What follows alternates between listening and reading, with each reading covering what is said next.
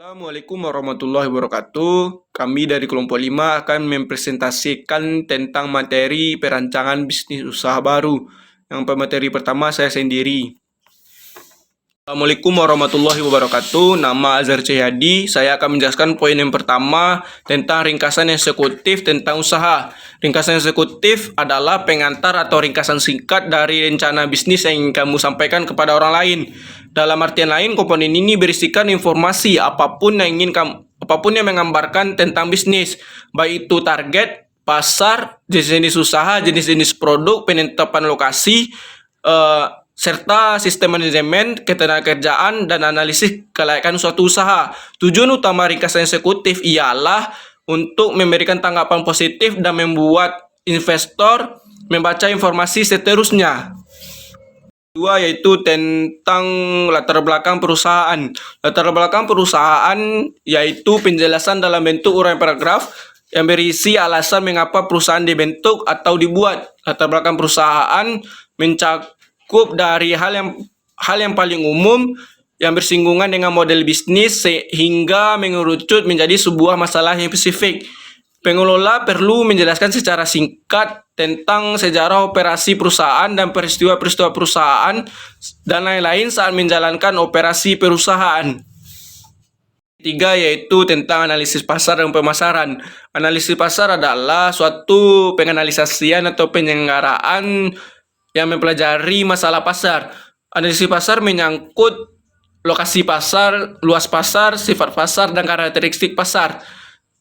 Strategi pemasaran merupakan hal yang penting bagi perusahaan karena strategi pemasaran merupakan suatu cara untuk mencapai tujuan dari perusahaan. Poin D yaitu analisis produksi.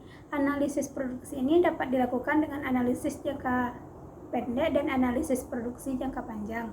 Analisis produksi jangka pendek yaitu sebagian faktor produksinya berjumlah tetap, sedangkan analisis produksi jangka panjang sebagian faktor produksinya dapat bertambah jumlahnya jika memang diperlukan oleh perusahaan tersebut.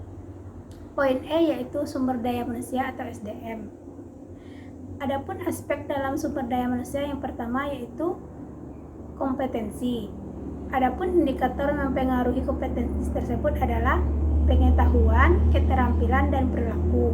Yang kedua yaitu motivasi. Indikator yang mempengaruhinya yaitu pemberian penghargaan, situasi pekerjaan yang dikerjakan, dan tindakan organisasi. Yang ketiga yaitu loyalitas, di mana indikatornya yang pertama ketaatan dan kepatuhan, tanggung jawab, pengabdian, dan kejujuran, dan yang terakhir yaitu kedisiplinan kerja. Baik, Assalamualaikum warahmatullahi wabarakatuh. Saya Puji Novalenda, NIM 1816010045. Akan melanjutkan materi dari rekan saya yaitu poin F, yaitu tentang analisis keuangan. Laporan keuangan pada dasarnya adalah hasil proses akuntansi yang dapat digunakan sebagai alat komunikasi data keuangan antara pengelola perusahaan dengan pihak-pihak yang berpentingan dengan data-data tersebut.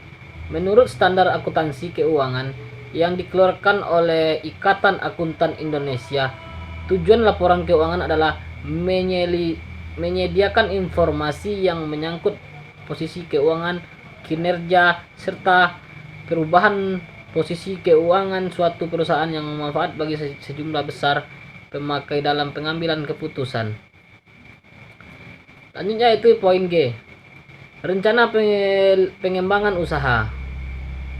Pengembangan usaha adalah tugas dan proses persiapan analisis tentang peluang pertumbuhan potensial, dukungan dan pemantauan pelaksanaan peluang pertumbuhan usaha, tetapi tidak termasuk keputusan tentang strategi dan implementasi dari peluang pertumbuhan usaha.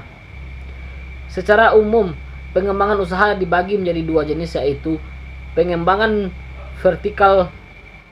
Pengembangan vertikal adalah perluasan usaha dengan cara pengembangan inti bisnis baru yang masih memiliki hubungan langsung dengan bisnis utamanya.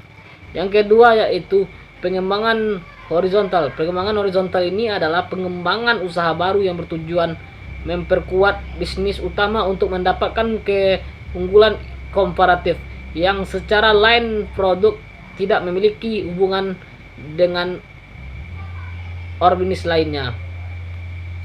Selanjutnya poin H yaitu risiko usaha. Tentang risiko usaha. Di sini kita harus tahu dulu risiko usaha ini adalah apa. Risiko usaha adalah sebuah tindakan yang dihubungkan dengan suatu kemungkinan munculnya kerugian yang tak terduga dan memang tidak